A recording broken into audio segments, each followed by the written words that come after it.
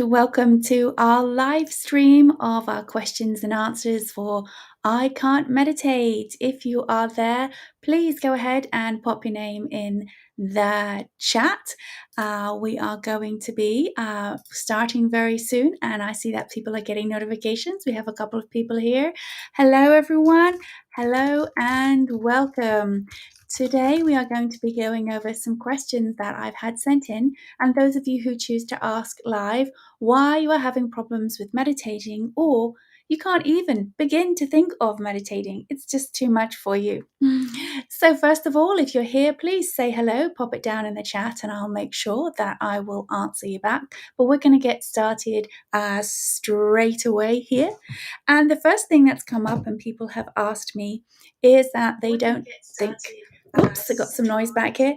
They think that they are missing out and don't quite understand why they can't meditate. Everybody is aware of the benefits, and let's go over that first of all. So, regardless of all practices of meditation, you can pretty much Google meditation and benefits, and you will get a plethora of various studies and reports telling you that it's great for your mental anxiety, to help with you have more cognition, you'll be more creative, it will help you with your systolic rate, cardiovascular benefits, blood pressure benefits. It helps the body go from the fight or flight to the relaxation state. These are benefits that people will find really quickly if you Google the benefits of meditation. However, trying to become a regular practitioner of meditation is where there are stumbling blocks. So the first people that have contacted me said they just don't get it. They just don't understand how they can sit still and be able to meditate. All right. So my first answer to that is I think you're trying too hard. You're trying too hard to meditate, which means somewhere you have an idea of what you think you ought to be doing in order to meditate. And that's not necessarily your fault. If we, again, Google images of meditation, we're going to see people sitting cross-legged, their spine is in a certain position, their hair is done a certain way, it looks like it's flowing perfectly, and this is what people believe meditation is. And also, they believe meditation is having no thoughts whatsoever.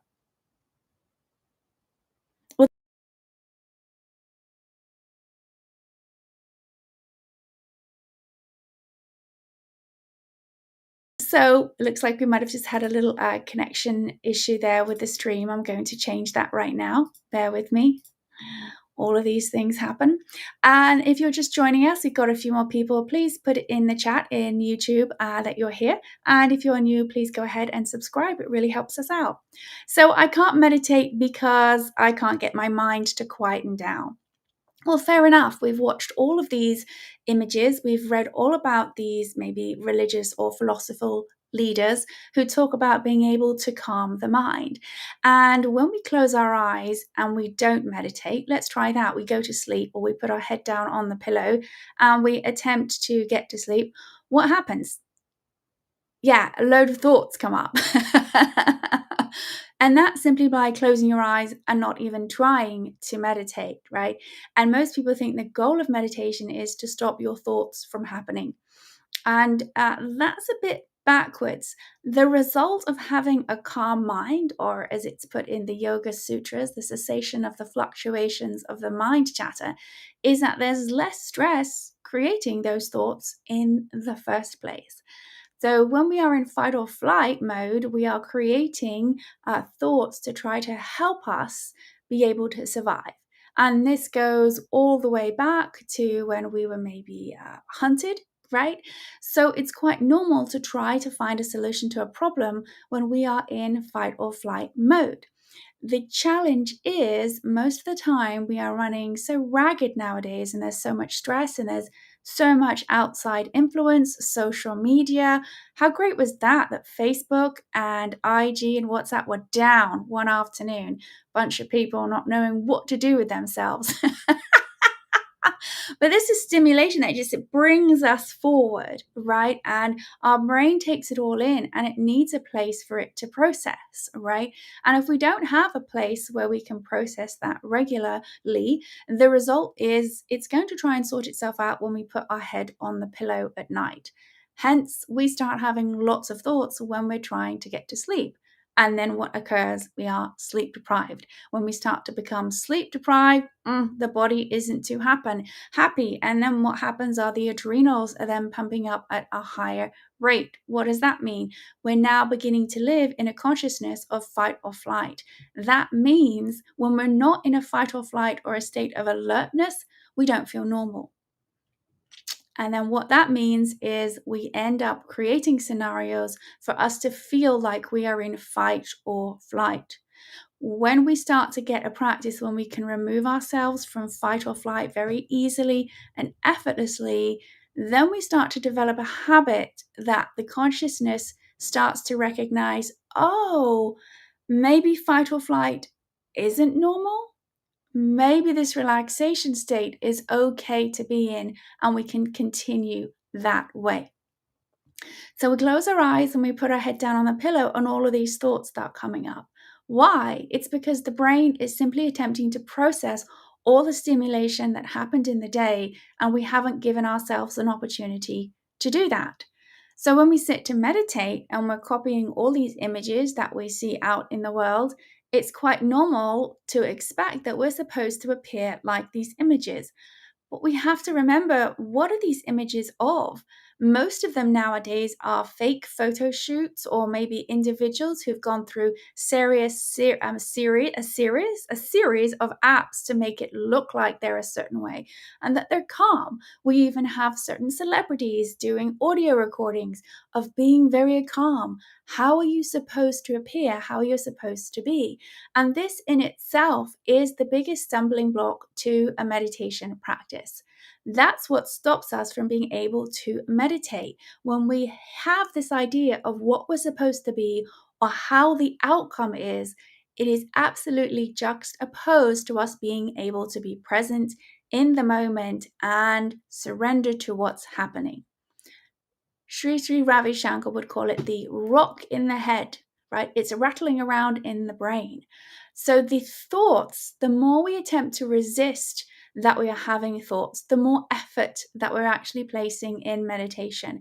And that effort in itself is going to prevent us from being able to go down deep and get into that place where we feel that state of deep relaxation, right?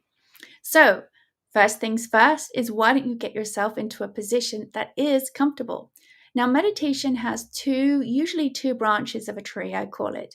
There are concentration techniques and there are non-directive techniques. And concentration techniques are exactly what the word says. You have to concentrate on something. You're using active part of the mind. You are placing your attention on something. Now, if you're placing your attention on the voice of an individual, you're going to follow that.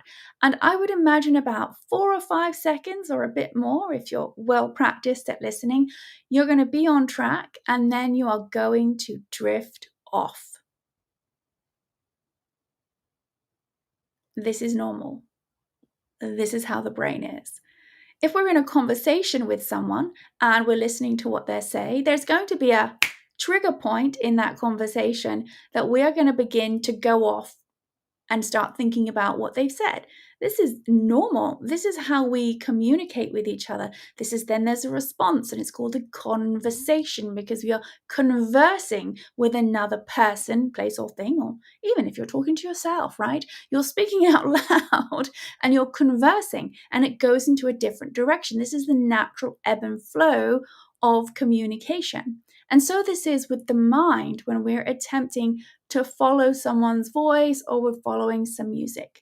Now, we might have practices such as listening to binaural beats or following music, which seems relaxing, beautiful. And what happens is that puts the mind down into almost a trance state. And what happens is we start to begin to drift off, right? It takes the mind somewhere else. But if we're attempting to concentrate when we meditate, we're going to fight that, right? So there's going to be resistance. And what that means is there's going to be what I call bumps in the nervous system. It's going to get jolted a little bit. There are going to be deep inhalations and exhalations, attempting to focus and continue that, and frustration. And 9 times out of 10, this is how people approach meditation. The frustration happens. It's not working. I'm not getting these outside results. It's no good. Why do I do this? This stuff never works out for me anyway. I'm going to give up. Pretty much how most people have an experience of meditation. When we come into a practice of meditation, we actually have to do the opposite of what we do in waking state. The opposite of attempting to do something, attempting to have a goal, okay? When we want to go inward, we have to allow the mind to go inward as well. Even if we are following someone on a guided meditation, we have to allow ourselves to simply surrender to that sound, surrender to the practice that's happening. And when we feel any resistance that comes up whatsoever, we surrender to the fact that we are having resistance.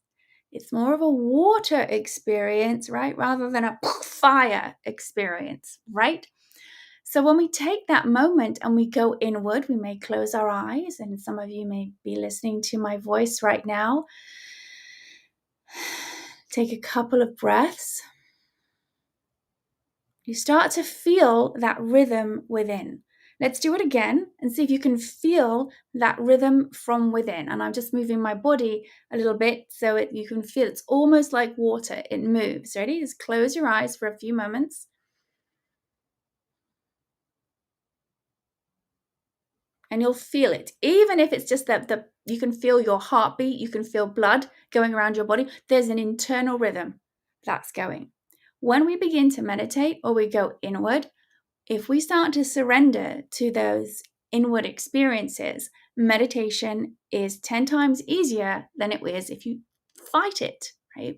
Now, meditate, the word medi, the mind, has often come from where the monks who wrote Latin would concentrate. And their job for meditation is to concentrate on the word of Christ. That's what they did. That's what we get the word meditation from. However, you think that meditation practices only existed in that time? No, because we know for a fact that the philosopher Jesus Christ himself went and meditated. What we don't have is documentation on exactly what he got up to. But there was a transformational experience because who he then became was very different to before he went away and meditated. Right now, the meditation passage from the brain down to the heart, right? Now, in various elements of healing, they consider there are 3 hearts within the heart, and then there's a brain in the heart, right? There is science now that is linking the mind-heart connection, right? The intelligence within the heart. And this passageway from connecting here to here is elementary and instrumental in regards to meditation. However, we have our cultural upbringing. We have these ideas of who we think we are from outside influence versus who we believe we really are inside that actually stop us from being able to connect from here into here. And when we have an inward practice such as meditation, that rhythm that I'm talking to you about, that we feel internally, that will go and go beyond what's up here and here being separate. It connects it inward, right? If we listen to someone's voice when there's a type of meditation and we follow them, they may say something that's annoying.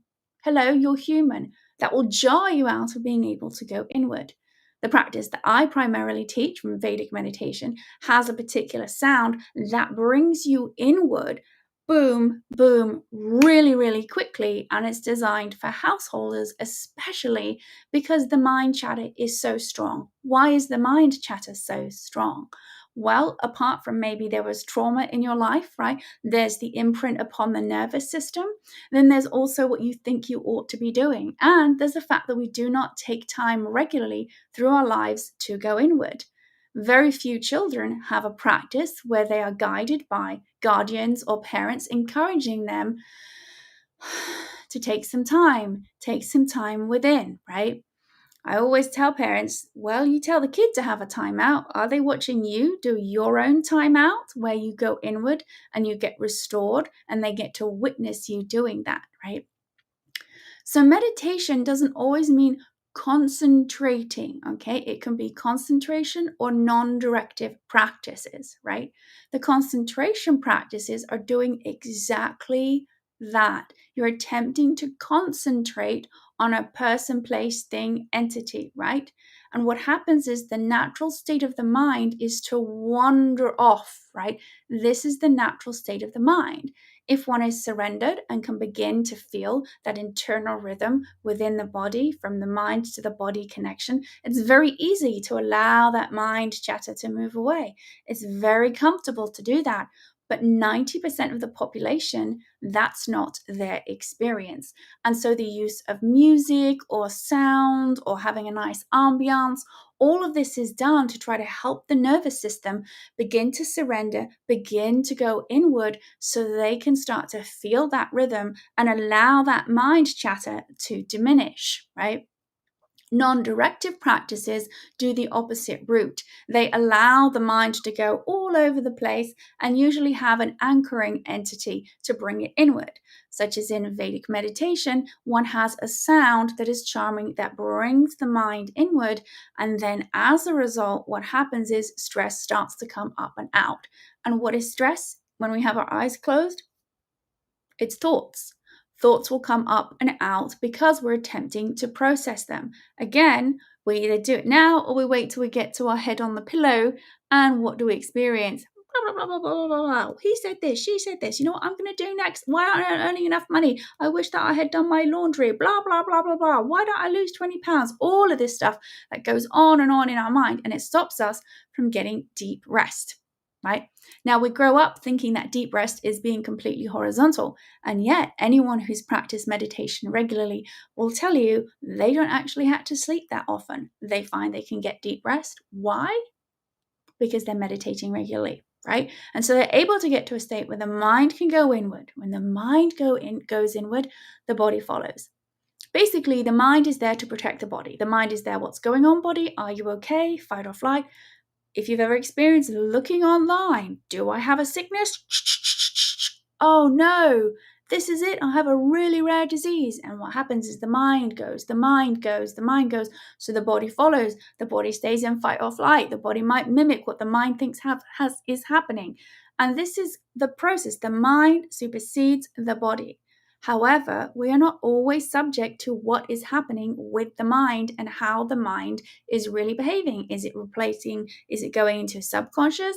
Is it now doing fight or flight response, depending on what's in your nervous system imprint, which usually is the first 5 years of your life, or before there? Sometimes it comes down the DNA line, right? And then some.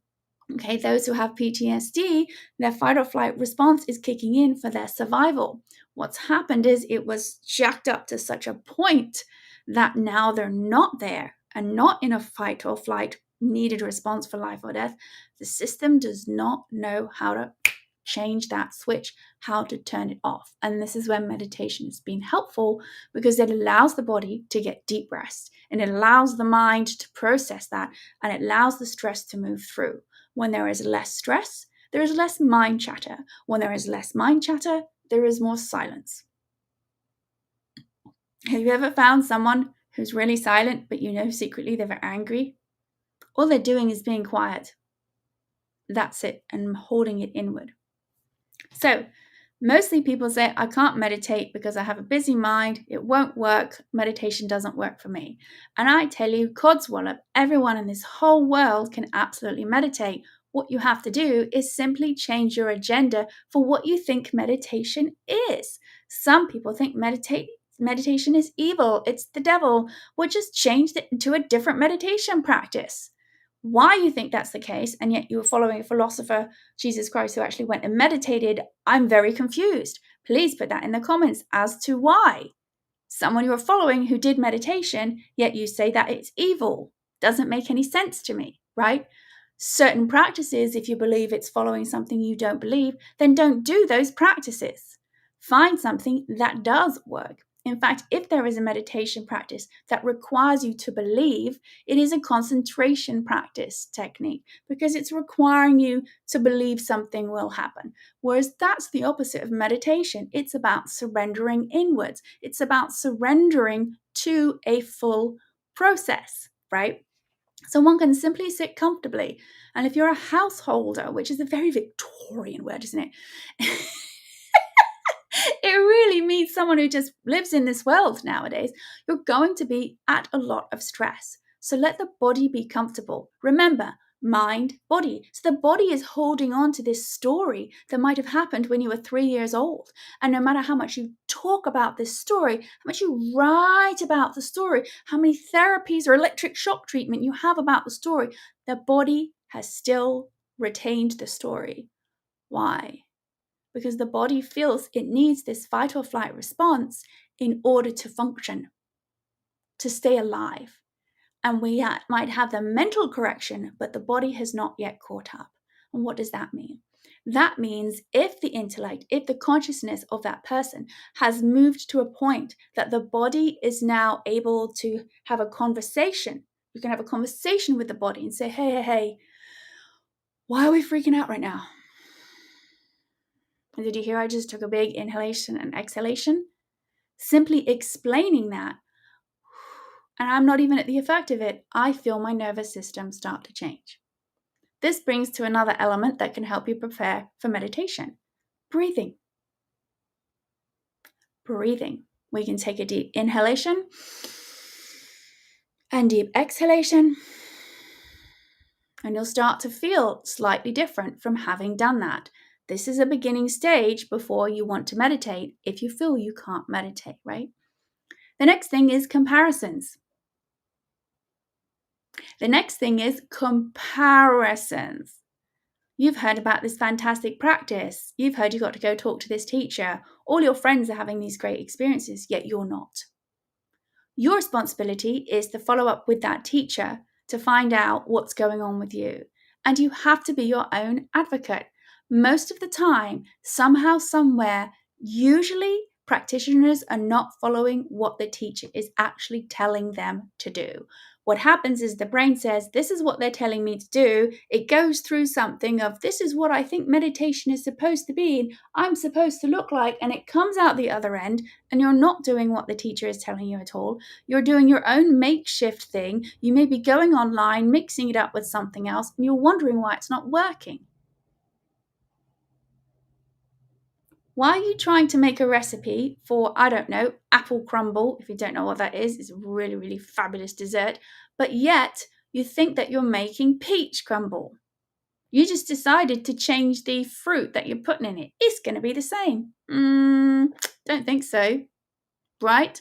So when we sit to meditate, the first thing we have to remind ourselves is give yourself a break. Stop trying to make yourself something you're not. This idea of meditation, take a moment, take a few deep breaths inward, right?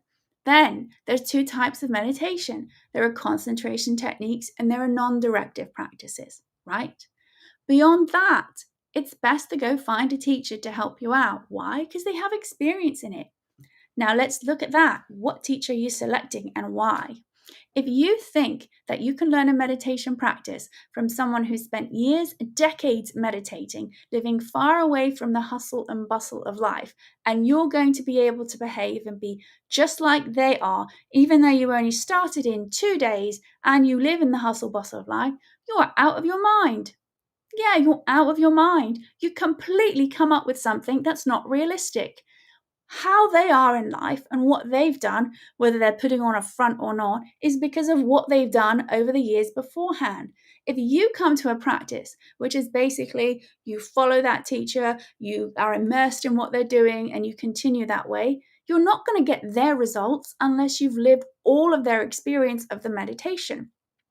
So this is where people can have false hopes with meditation.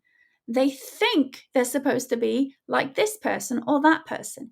And when you don't achieve that result, what happens is the mind is going to start attacking the person who taught you the practice because you're trying to pick apart that they're not really that person. That's not what's really happening. They're not really a meditation teacher. They're not really human, right? And who loses? Guess what? You suddenly stop meditating. Oh, that's not right for you. You shouldn't do that.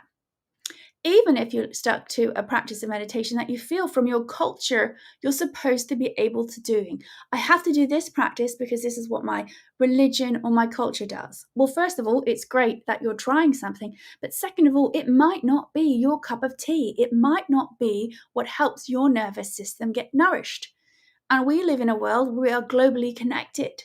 And why would you not go and try something else if that works, that seems to be resonating further with your physiology? DNA only goes so far. At the end of the day, we have to find a way that from the mind down to here, we start to get that nervous system to go more of a relaxation state. Then you'll be able to go inward, right? Now, I want to just do a little caveat here in case people are thinking I'm mixing up the idea of manifesting or creating something. And that's not what this talk is about. I'm talking today about meditation and why people think that they can't meditate. Okay, so moving forward, I don't have time to meditate. I don't have time to meditate. Well, get out your phones right now and have a look and see on your social media how many hours you spent on it last week. And honestly, even if you are in an industry where you have to be posting regularly and doing things, do you think you couldn't have been off of it for maybe 15 minutes in that time? Were you mindlessly scrolling, going through things, then having a conversation in yourself about what comment you should put or why? I bet you can. So I say, make yourself an appointment every day to do a meditation. If you do that, you're going to find that you can find the time to meditate. You absolutely have the time. We waste time, or we utilize time, that's more correct, doing things and we don't realize how it flies out. Even if it's like, I don't know, having a cup of tea. I was just trying to find my cup of tea there. Having a cup of tea and daydreaming. Now, daydreaming is actually very good for the mind. I want to tell you that. Looking out the window when maybe we were at school, because I don't know, the math teacher's just going on and on and on and on, right? It's actually very good for the mind. It means that naturally you have an affinity of wanting to allow the mind to process for you to sort out that stress, okay? So why not do yourself a stage better? Why not sit there, close your eyes, take a few deep breaths inward, and allow yourself to begin to feel the rhythm internally. When you feel your internal rhythm, boom, you are automatically connected inward. If you follow the practice of meditation that I do, first of all, you can go onto YouTube here and you can follow a 20-minute twice a day practice. You're also then at any time able with the teacher to help you follow up with what you're doing.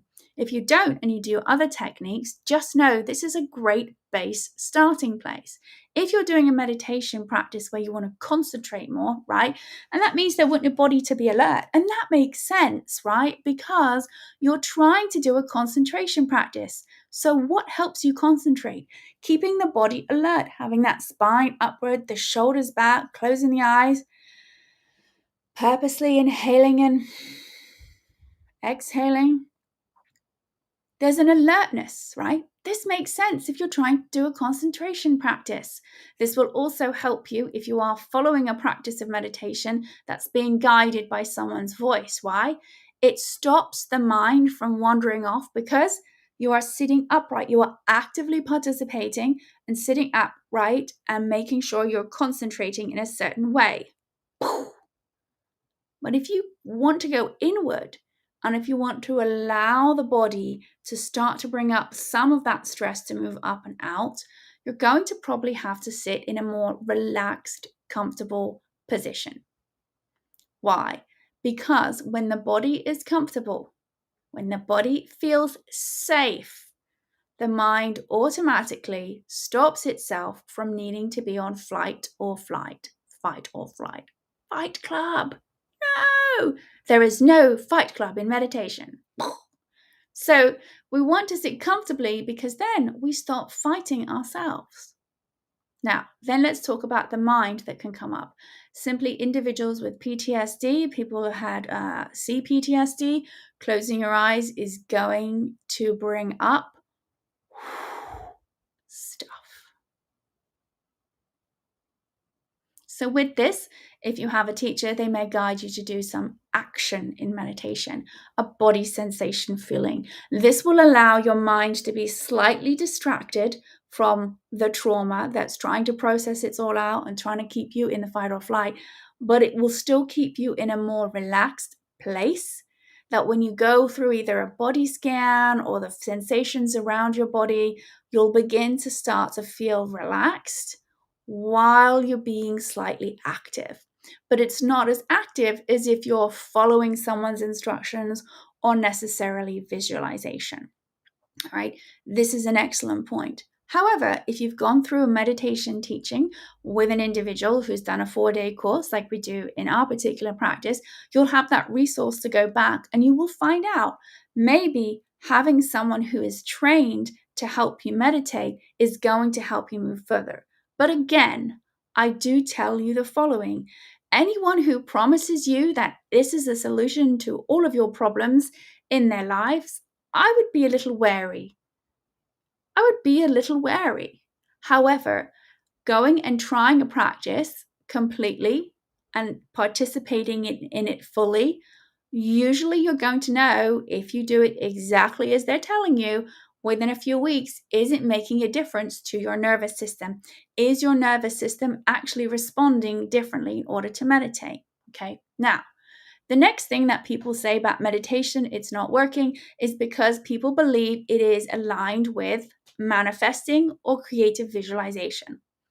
And I'm going to remind you, for those of you who just joined or not, this is not what meditation ultimately is. Now, when people say, I'm going to meditate on that, they can be using the word meditate, the verb, meaning to think on it, okay?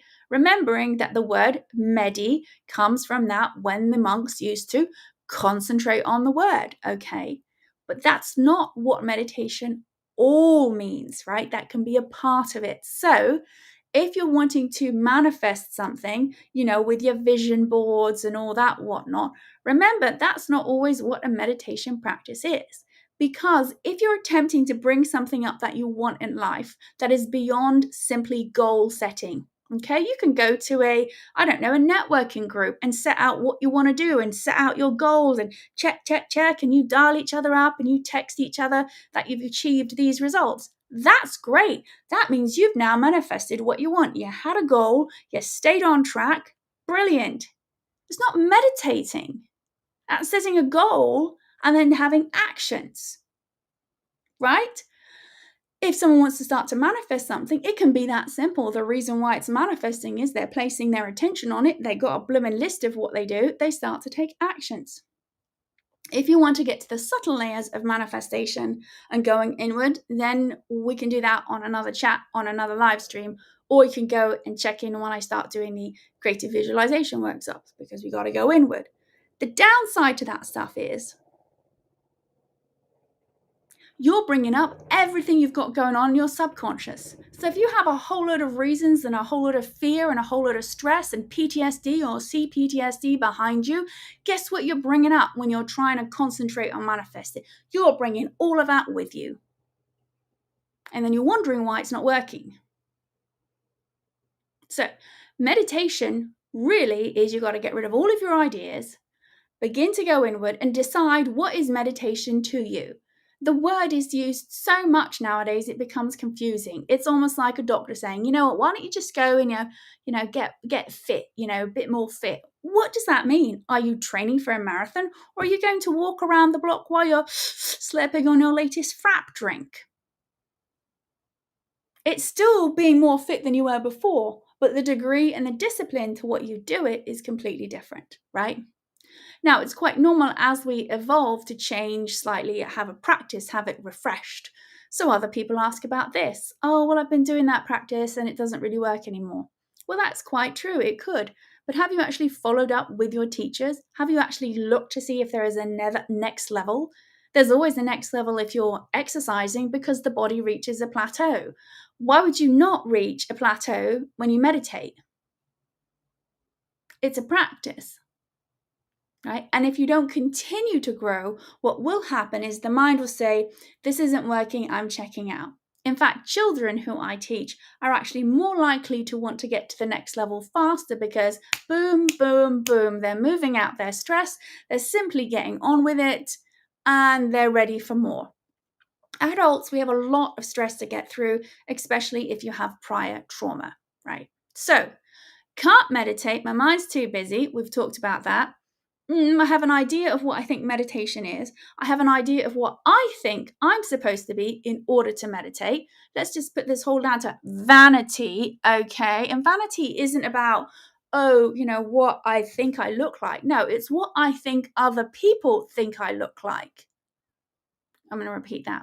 Vanity is not what I look like. Vanity is about what I think I look to other people of what they think I look like. There are going to be so many comments about that. I can just feel it. What I think I'm supposed to be because I meditate. What I'm supposed to look like because I meditate. Throw that out the window. You're not going to get to who you are, right? So we find the time. We've talked about not being able to have the time to meditate. Yes, you do. It doesn't have to be painful. If you want a concentration technique, yeah, it is helpful to sit upright, get the mind to follow it, right? But naturally, the mind is going to wander off. It's a fabulous study. I think it was done in 2014, and you can look it up on PubMed. And it is with the University of Oslo, University of Sydney, and they put people under MRIs and had them meditate.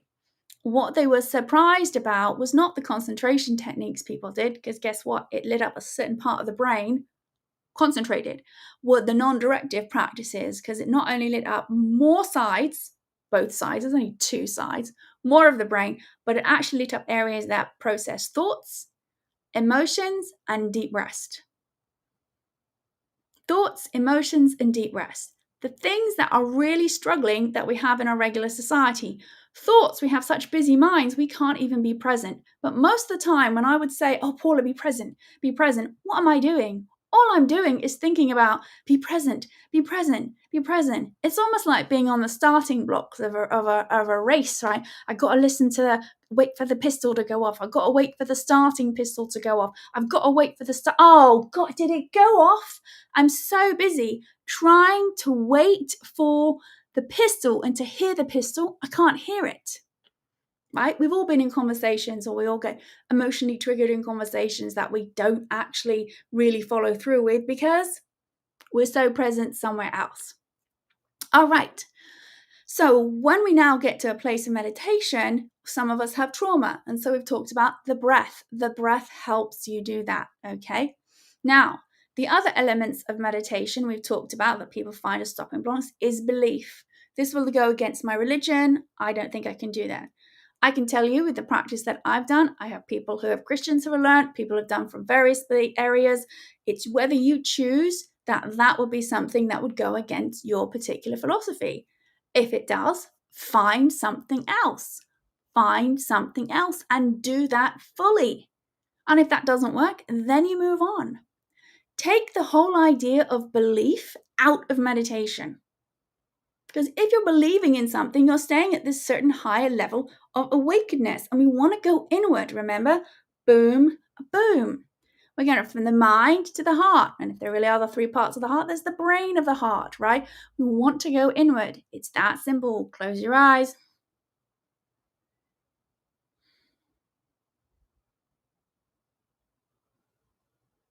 You can feel it. There's an internal rhythm. And you can hear it in my voice when I listen to it, when I'm not animated. Then there is the next element of I can't meditate is that it's not working and the results aren't happening. We've touched on these a little bit, right? And we've touched on what other people say. And these are actually very much intertwined. And I ask you, if you've had a teacher that's given you a practice, is go back to that teacher, go back to the stats on meditation, because the mind itself is not always a good place of self-referral to whether something's working. When we do our courses in meditation, we usually have a form people fill in. Have you noticed your day? What was different? And it can be so simple, like, oh, I didn't put my AirPods in when I was folding up the laundry. I could just do it. That might not sound much, but that's huge. That's saying that you don't need to have something to block out your mind chatter in order to get on with the day. These little steps that can seem so minor when someone's learning to meditate are huge. Yet our mind will move to what's not working. Now, part of that is natural. We want to move forward. But it's really important to remember that, because we will talk about how it's not working. And a lot of it is comparing with another person, right? That's not always accurate anyway. But then comparing ourselves. Oh, I want my thoughts to go away. I want my thoughts to go away. No, it's your reaction to stress that needs to be diminished for the thoughts to go away. If you have a very creative mind, and lots of creative individuals all have ADHD, great. Resisting that you have that natural mind is automatically going to go against you. So accept that that's how your mind is, and listen to that flow within it and go with the flow. If you're having lots of thoughts come up, that's all right. If you're having an emotional response to it, it means it's something coming up and out. And when we get enough of that coming out, that stress, we then start to have the ability to adapt and change not just a state of mind or a mindset, but your actual internal consciousness. This means you move from an individual who may never see a silver lining to knowing there always is the next opportunity. There's no need to believe, there's no need to have hope actually, because one is in the present moment with one's consciousness, which is diminishing fear. Up-leveling of consciousness is the diminishing status of fear within you. So when you have PTSD, CPTSD, the more one has a regular practice of meditation going from fight or flight to a relaxation state, that starts to put an imprint on the nervous system. When that happens over time, there is a nervous system that becomes more comfortable in the relaxation state rather than the fight or flight state.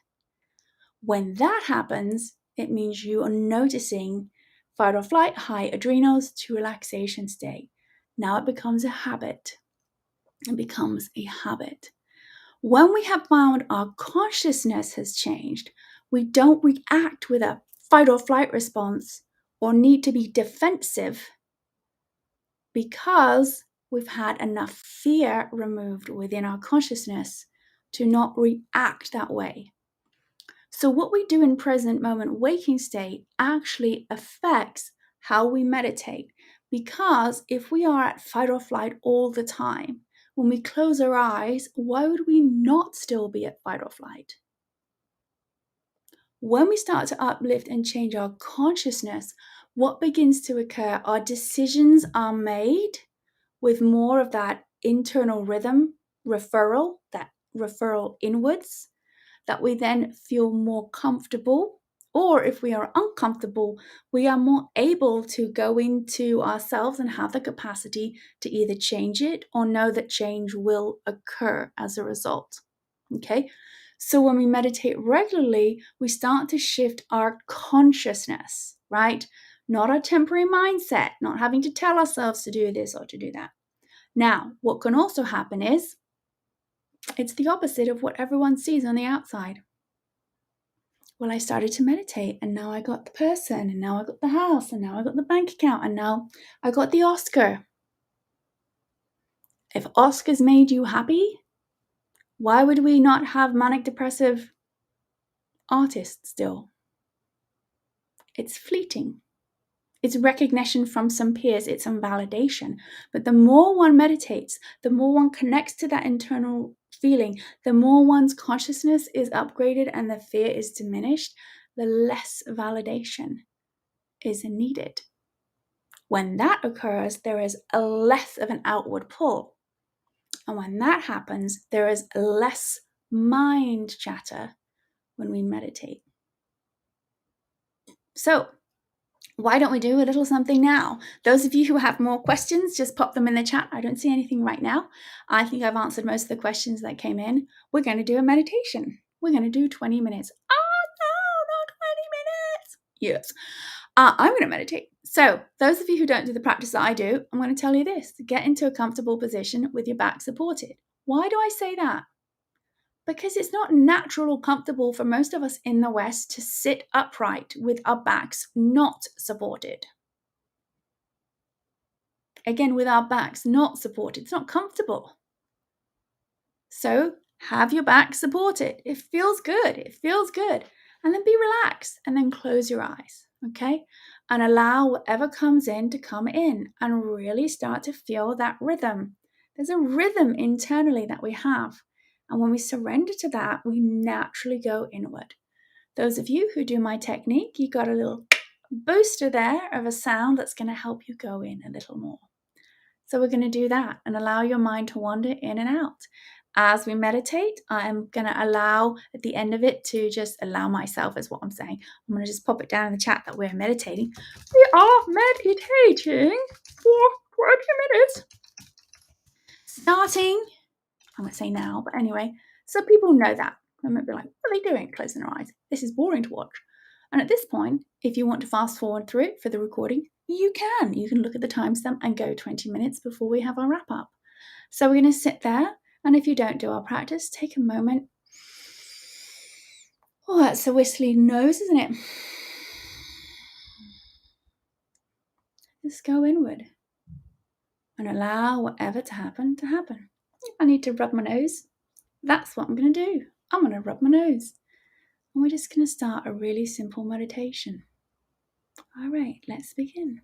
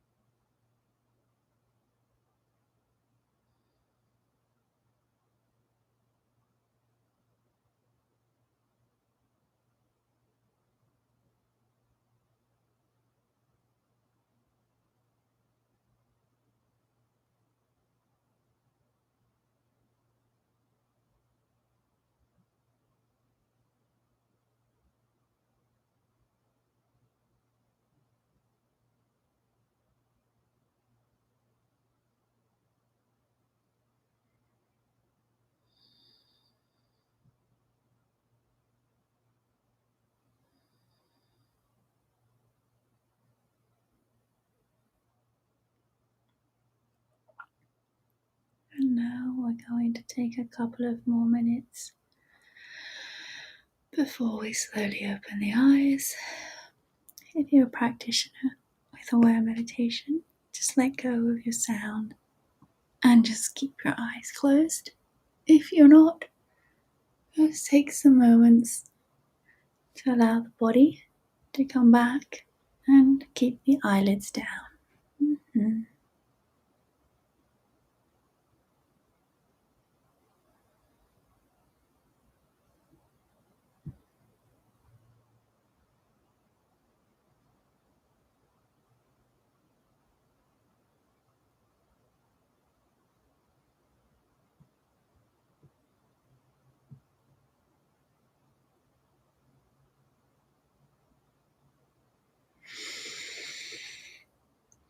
Maybe some deep inhalations and exhalations.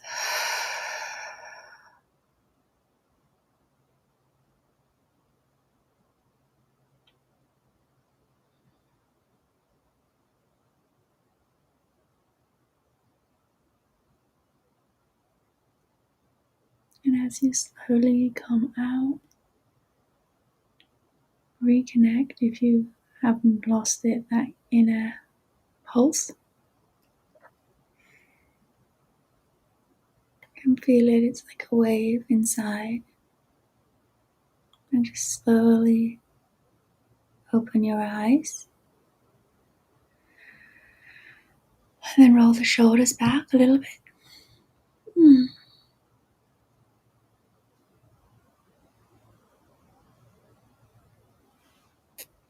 And it's that simple. Those of you who have enjoyed this, please like and subscribe if you can. That always helps us out. If you have any questions, you can always look in the description box and contact us directly. And I will put the link in for the free ebook, Vedic Meditation Stories, so you can learn about it. We'll be back next week with a live stream, and feel free to reach out if you've enjoyed it. And we hope you all have a beautiful day.